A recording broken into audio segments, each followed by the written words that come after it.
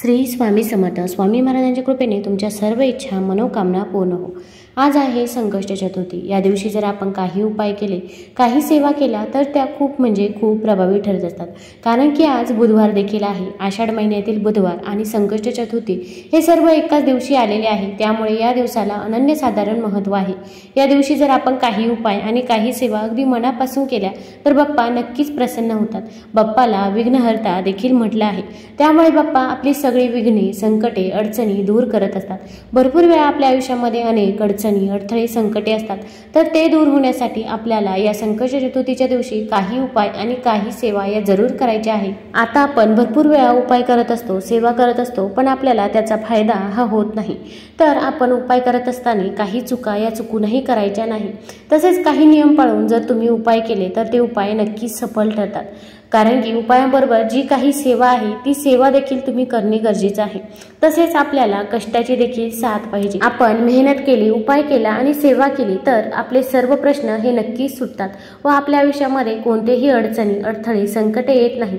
गणपती बाप्पाचा आशीर्वाद हा आपल्यावरती सदैव असतो. तर आता आपल्याला या दिवशी एक उपाय करायचा आहे. तो उपाय कधी करायचा तर आपण संध्याकाळी 6 नंतर हा उपाय करू शकतो. घरातील कोणत्याही व्यक्तीने हा उपाय केला तरी पण चालेल. घरातील ताई, दादा, आजी, आजोबा, तुमची मुलं देखील हा उपाय करू शकता. फक्त मासिक धर्म असेल किंवा सुतक असेल तर या काळामध्ये आपल्याला हा उपाय करता येणार नाही. आणि हा उपाय आपल्याला फक्त संकष्ट चतुर्थीलाच करायचा आहे. या संकष्ट चतुर्थीला जर तुम्हाला हा उपाय करणे शक्य नसेल तर पुढील संकष्ट चतुर्थीला देखील तुम्ही हा उपाय करू शकता. तर उपाय कसा करायचा याबद्दलची सर्व माहिती आपण आज या व्हिडिओमधून जाणून घेणार आहोत. तत्पूर्वी तुम्ही चॅनलमध्ये नवीन असाल तर चॅनलला लाईक करा आणि सबस्क्राईब देखील करा. कमेंटमध्ये श्री स्वामी समर्थ किंवा गणपती बाप्पा मोरया लिहायला विसरू नका. संकष्ट चतुर्थीच्या दिवशी आपण गणपती बाप्पाची विधिवत पूजा करायची आहे. मग जर तुम्हाला सकाळी वेळ मिळाला नाही तर तुम्ही संध्याकाळी देखील बाप्पाची पूजा करू शकता.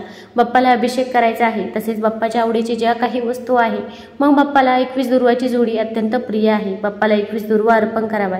बाप्पाला जास्वंदाचं फूल अर्पण करावं. तसेच गुळ खोबऱ्याचा नैवेद्य देखील आपण या दिवशी बाप्पाला अर्पण करायचा आहे. आता आपल्याला हा उपाय संध्याकाळी करायचा आहे 6 नंतर. प्रथम आपण एक देवघरामध्ये एक दिवा प्रज्वलित करून घ्यायचा आहे. मग तुम्ही शुद्ध तुपाचा किंवा तिळाच्या तेलाचा, मोहरीच्या तेलाचा दिवा देखील प्रज्वलित करू शकता. तसेच एक दिवा आपल्याला तुळशीजवळ देखील प्रज्वलित करायचा आहे. आणि त्याच नंतर आपल्याला हा उपाय करायला घ्यायचा आहे. जेव्हा पण आपण कधी उपाय करत असतो, सेवा करत असतो, तेव्हा आपल्या घरामध्ये दिवा हा प्रज्वलितच पाहिजे. कारण की दिवा हा आपण जे काही करतो त्याला साक्षी असतो असे म्हणतात. तर आता हा उपाय करण्यासाठी आपल्याला एक मातीची पंती घ्यायची आहे. किंवा जर तुमच्याकडे कापूर जाळण्याचं भांडं असेल तर ते देखील तुम्ही घेऊ शकता. तसेच आपल्याला एक खोबऱ्याची वाटी घ्यायची आहे. अगदी पूर्ण खोबऱ्याची वाटी घेण्याची देखील गरज नाही. अर्धी खोबऱ्याची वाटी किंवा एक खोबऱ्याचं छोटं खोबरं घेतलं तरी पण चालेल. त्यानंतर आपल्याला 5 भीमसेनी कापराच्या वड्या घ्यायच्या आहे. किंवा अगदी तुम्ही 2 भीमसेनी कापराच्या वड्या घेतल्या तरी पण चालेल. तसेच 2 लवंगा घ्यायच्या आहे. 2 लवंगा साबूत असाव्या, कुठेही तुटलेल्या फुटलेल्या नसाव्या अशा लवंगा घ्यायच्या आहे. आपण पंतीमध्ये प्रथम खोबऱ्याची वाटी ठेवायची आहे. नंतर आपल्याला भीमसेनी कापूर ठेवायचा आहे आणि त्या लवंगा देखील आपल्याला त्या वाटीमध्येच ठेवायच्या आहे. आता हे सर्व ठेवल्यानंतर आपल्या घराच्या मुख्य दरवाजा जो काही आहे तो आपल्याला उघडा ठेवायचा आहे. तसेच घरामध्ये दुसरे दरवाजे, खिडक्या सर्व आपल्याला उघडे ठेवायचे आहे. यामुळे जर आपल्या घरामध्ये कोणतीही नकारात्मक ऊर्जा असेल तर ती दूर होईल व आपल्या घरामध्ये सकारात्मक ऊर्जेचा संचार होईल.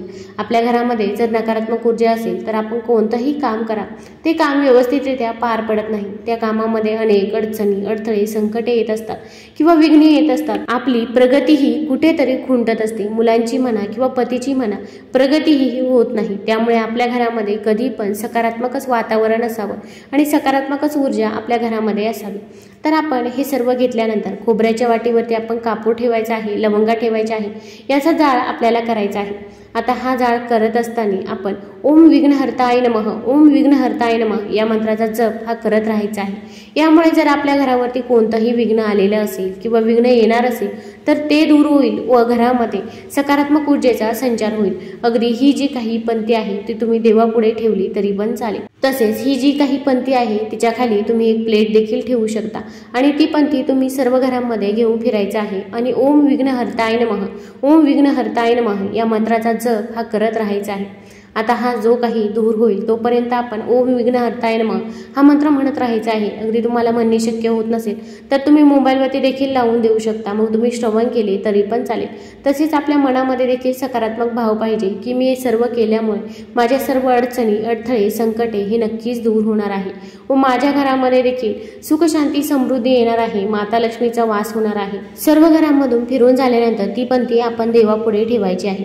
त्यानंतर तिचा जो काही जाळ आहे शांत झाल्यानंतर, पूर्ण राग झाल्यानंतर हे जे काही अर्धे खोबरे असेल किंवा अर्ध्या लवंगा असतील तर त्या आपल्याला एखाद्या झाडाखाली टाकायच्या आहे. मग एखाद्या झाडाच्या मातीमध्ये देखील टाकू शकता किंवा जर निर्माल्यामध्ये टाकले तरी पण चालेल. तसेच आता आपण हे संध्याकाळी टाकू शकत नाही, त्यामुळे तुम्ही संध्याकाळी जिथे पण तुम्ही कचरा ठेवता तिथे ठेवा. दुसऱ्या दिवशी तुम्ही उठून टाकले तरी पण चालेल. तसेच हा सर्व जाळ करून झाल्यानंतर आपण परत गणपती बाप्पा पुढे बसायचं आहे. तुमची जी काही इच्छा आहे, जी काही मनोकामना आहे ती बाप्पाला सांगायची आहे. तसेच बाप्पाला सांगितल्यानंतर आपण एका मंत्राचा जप करायचा आहे. आपण ओम विघ्नहर्ताय नमः या मंत्राचा 108 वेळा जप करायचा आहे आणि बाप्पाकडे तुमची मनोकामना मागायची आहे. बघा, तुमची इच्छा, मनोकामना नक्कीच लवकर पूर्ण होईल. तुम्हाला जर हा व्हिडिओ आवडला असेल तर चॅनलला लाईक करा, सबस्क्राईब करा. धन्यवाद.